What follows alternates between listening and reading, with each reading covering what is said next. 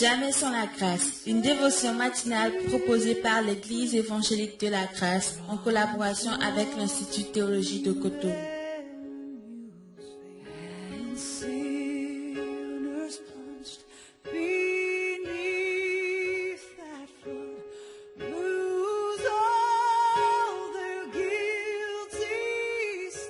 Bonjour chers amis, chers internautes, nouvelle journée, nouvelle provision, bienvenue dans la dévotion de ce matin, que le Seigneur vous bénisse, qu'il vous fasse du bien. Jésus, nous te disons merci parce que tu agis toujours en notre faveur. Merci pour cette promptitude avec laquelle tu interviens dans nos vies, aujourd'hui encore, que toute la gloire te soit donnée. Amen. Chers amis, chers internautes, vous n'êtes pas sans savoir que nous sommes plus que jamais dans les derniers temps. Nous passons par des derniers temps, d'où la nécessité de considérer de nouveau nos priorités, les priorités de notre journée. Et ce matin, le Seigneur veut nous parler avec justement cette pensée de priorité, de racheter le temps. Et dans Ephésiens chapitre 5, le verset 16, la Bible déclare « Rachetez le temps, car les jours sont mauvais. » Amen. Rachetez le temps, car les jours sont mauvais. Et ici, lorsqu'il est parlé du mauvais, c'est la traduction du mot grec poneros. Et cela parle de la méchanceté, cela parle du mauvais état, la puissance du malin, et ça parle aussi de quelque chose de douloureux, rempli de contrariété, de privation. Et lorsque nous voyons notre monde, on est privé aujourd'hui de tellement de choses, n'est-ce pas?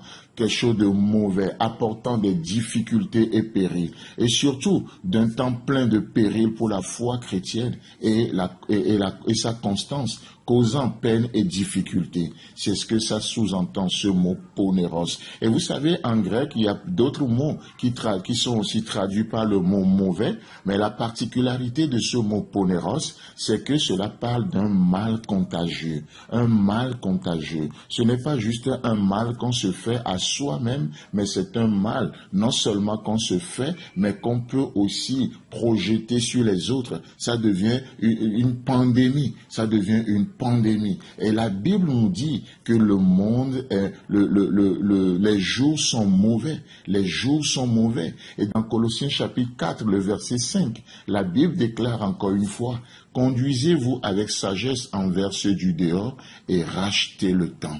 Rachetez le temps. Et la question ce matin, c'est comment rachète-t-on le temps? Comment rachète-t-on le temps? Vous savez, racheter le temps, c'est de prendre le temps nécessaire pour ce qu'il faut.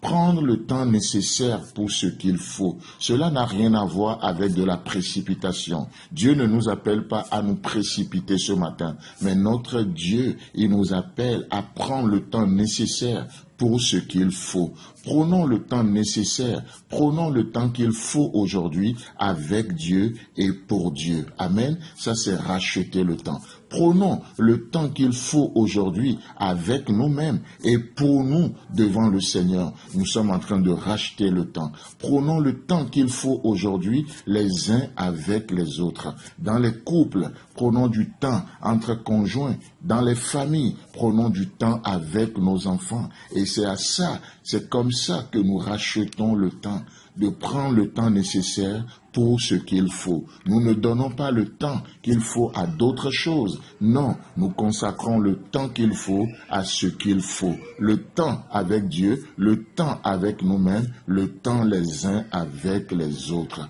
Amen. La Bible nous encourage à ne pas suivre le train de ce monde, à ne pas suivre le train de ce monde. Dans 1 Corinthiens, le chapitre 7, le verset 31, la Bible déclare « Car la figure de ce monde passe, la figure de ce monde passe, ce monde passe, mais le ciel et la terre passeront, mais mes paroles ne passeront jamais. » Alléluia. Le ciel et la terre passent, mais la Bible déclare « Alors que la figure de ce monde passe, alors que le ciel et la terre passent, mes paroles ne passeront jamais. » Chers amis, chers internautes, comment nous faisons pour demeurer dans le temps? Comment nous faisons pour continuer dans le temps? C'est de prendre le temps avec Dieu, c'est de prendre le temps pour nous-mêmes, avec Dieu, avec les uns, avec les autres. Ainsi, qu'est-ce qui se passe? Nous rachetons le temps, nous demeurons, alors que la figure de ce monde passe,